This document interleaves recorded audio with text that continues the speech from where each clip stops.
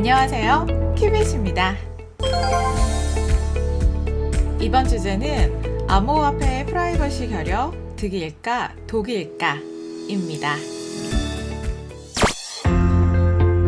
방앗간 주인들이 방앗간에 들어오는 쌀 한 톨 한 톨마다 어느 논에서 자란 것인지 알게 된다고 해봅시다. 이렇게 된다면 아마 국내 곡물 유통시장은 마비될 겁니다. 방앗간 주인들은 쌀이 어느 논에서 자란 것인지 몰라도 그저 중간 유통업자들이 넘겨주는 것을 받는 것으로 유지됩니다. 이런 유통구조에 깊게 자리하고 있는 아주 전통적인 한 가지 원리가 있습니다. 바로 대체 가능성 혹은 대체성이라는 것인데요. 대체 가능성이란 같은 종류의 물건이라면 하나의 대상을 다른 대상으로 완벽하게 대체할 수 있다는 개념입니다. 위에 방앗간을 예를 들면 서로 다른 논에서 길러진 쌀이라도 같은 쌀이기 때문에 방앗간 주인은 이 쌀알이 저 쌀알 대신에 들어왔다 하더라도 알 길이 없고 별 신경도 안 쓰는 것이죠.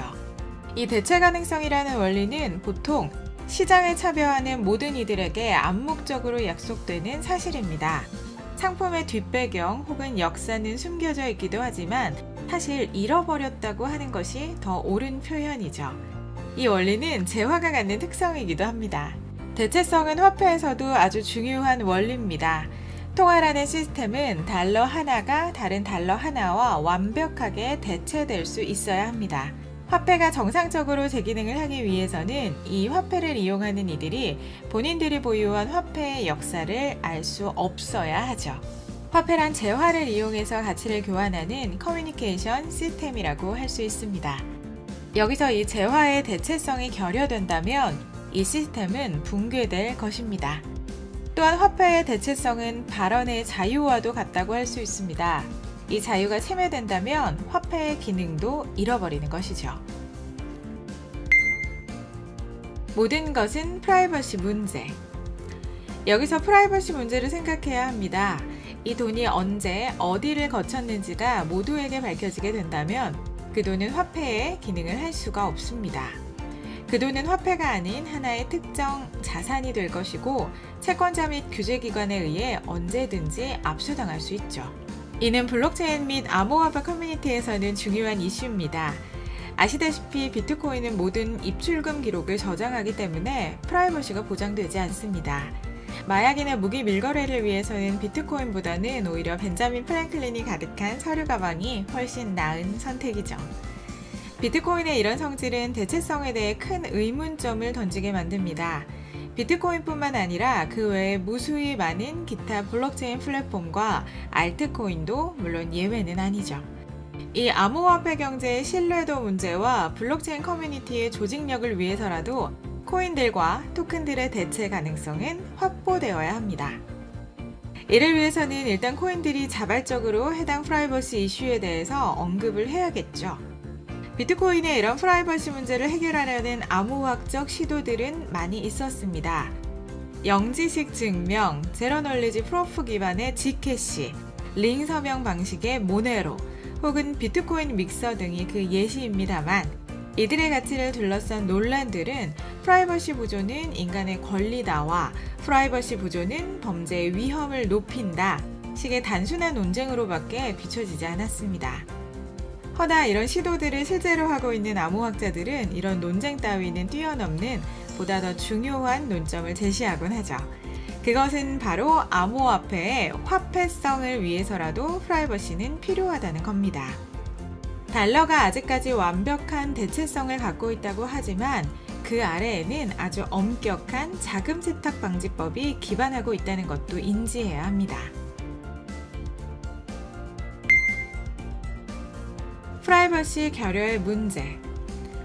1970년에 제정된 미국의 뱅크 세큐리티 액트 BSA로 인해 고객들은 은행과의 거래를 위해 그들의 개인정보를 제공했어야 했습니다. BSA는 곧 마약과의 전쟁에서 미국 정부에 좋은 무기가 되었죠. 그리고 그 법의 기초가 되는 원칙들은 현재까지도 우리 금융 시스템에 자리 잡고 있습니다. 바로 범죄자들을 잡기 위해 자금 출처를 추적하는 것인데요. 이런 정보 규제가 얼마나 도움되었는지는 의문입니다. UN 마약범죄사무소의 통계에 따르면 매년 2조 달러 정도가 세탁된다고 합니다. 이는 세계 GDP의 5%나 달하는 수치라고 하는데요. 이 문제에 대한 미국 정부의 답변은 감시를 늘리고 조건사항을 더하겠다는 겁니다. 한 가지 분명한 것은 규제를 강화할수록 자금의 흐름은 정체될 수밖에 없다는 것이죠. 특히나 선량한 이들의 자금이요. 2008년의 금융위기, 마약 카르텔과 연루된 은행에 대한 벌금 사건이 있은 후 은행들에게는 KYC에 대한 요구 조건이 큰 비용으로 자리 잡게 됐습니다.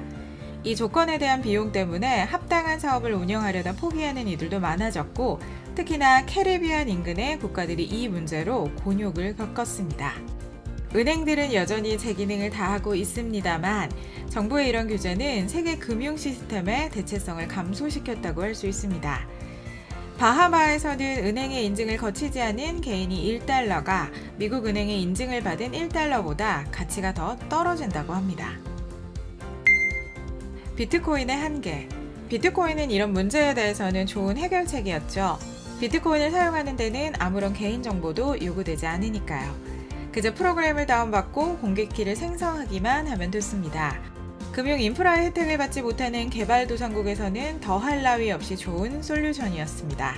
하나 비트코인은 대중들에게 의해 널리 쓰이는 게 아니었기 때문에 이를 이용하는 이들은 어쩔 수 없이 비트코인을 그들의 화폐로 교환해야 했습니다. 비트코인이 영구적으로 원장을 기록하는 특성 및 비트코인 지갑들과 거래소들이 KYC 규제를 따르게 되므로 이제 모든 비트코인 거래는 추적이 가능해졌습니다. 암시장 웹사이트인 실크로드의 창립자로 알려진 로스 울트리히트가 검거되었을 때 그가 소유했던 비트코인도 함께 압수됐습니다. 이 비트코인을 첩보부의 요원들이 몰래 빼돌리려는 것을 찾아낼 수 있었던 것도 비트코인이 다 이렇게 추적을 할 수 있었기 때문인데요. 비트코인은 대체 가능성이 결여된다는 문제점도 이 사건을 통해 확인할 수 있었습니다.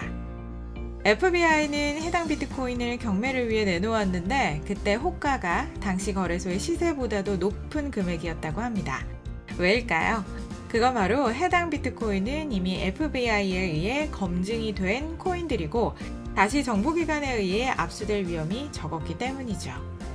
이렇게 대체 가능성이 떨어진다는 것은 사람들이 이를 화폐로 이용하기보다는 자산처럼 오래 보유할 것이라는 것을 의미합니다.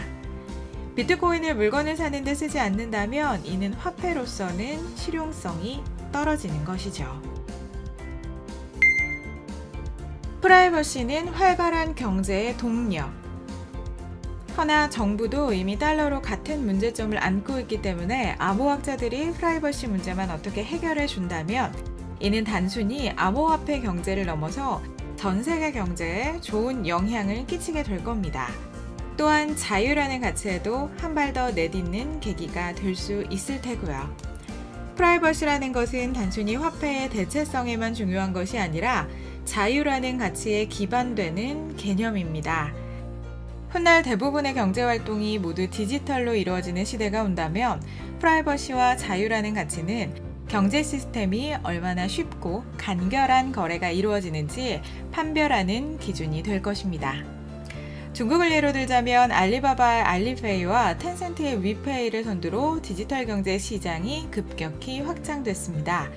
이는 전 세계의 이목을 끌었고 또 다른 국가들도 현금 없는 사회를 만들기 위해 모두 노력하고 있죠. 하지만 중국 정부가 디지털 경제 시장에 신용제도와 같은 규제를 더하면서 이용자들의 이용 경위를 추적할 수 있게 됩니다. 이 또한 프라이버시 침해의 문제가 될 수 있죠. 개방적인 경제 구조냐, 폐쇄적인 경제 구조냐, 둘 중에 어느 것이 더 좋은 것인가 라는 건 현재의 논란이 어느 쪽으로 기우느냐에 달렸습니다. 그러니 우리는 프라이버시를 위해 애써주는 암호학자들을 위해 응원을 보내줘야 하겠습니다. 그들은 인권을 지켜내고 그 안에서 자유로이 거래가 가능한 미래의 디지털 경제 인프라를 짓고 있는 사람들이니까요. 지금까지 키빗이었습니다.